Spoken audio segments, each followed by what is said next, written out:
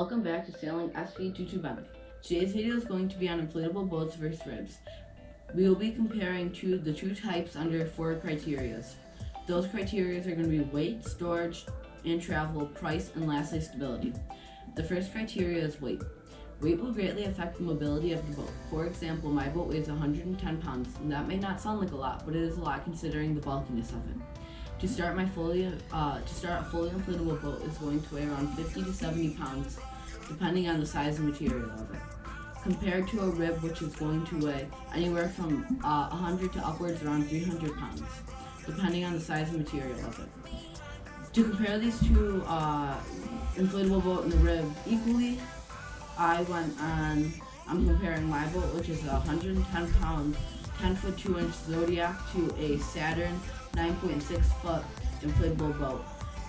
My boat weighs 110 pounds and the Saturn weighs 67 pounds. This is the closest matchup I could get from Saturn because they have a 9.6 foot boat and a 11 foot boat, so I went with the 9.6 and 10.2 foot, so they're as equal as I could get them.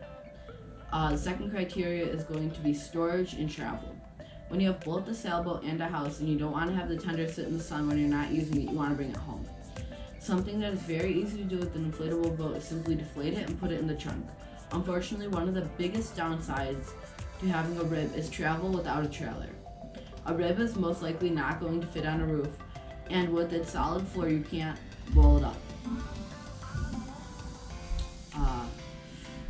This can simply be fixed with a trailer, but still is a downside to a rib.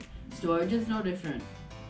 With a fully inflatable boat, can be stored in the basement in the winter. The attic on a rib needs space and most likely is going to end up in your yard or garage. The third criteria I have is price. As one may be more convenient than the other, price is definitely a factor. With a fully inflatable boat, you can purchase a boat for $500 on boats2go.com. I'll link that in the description. When you go to Zodiac's website, you can buy a similar boat for $3,000, except one is a rib instead of a fully inflatable. When I say a similar boat, I mean the same dimensions, same size, except different.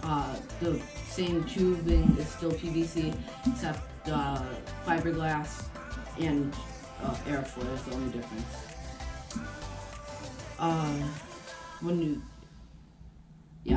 So then, with the rib, you then are going to need a bigger motor and a trailer. In addition, from an inflatable boat, you just need the boat and the motor. A rib can really add up to being upwards around $10,000, depending on obviously the rib, what you're getting with it. With a fully inflatable boat, you can buy a smaller motor and no trailer and save some money. The fourth and final criteria is stability. You can argue this both ways, but a rib, due to its weight, is going to be more stable in the water than a fully inflatable. Although you may stay a little drier on a fully inflatable boat because you ride on top of the waves, maybe a little bit better. Obviously depending on the weight.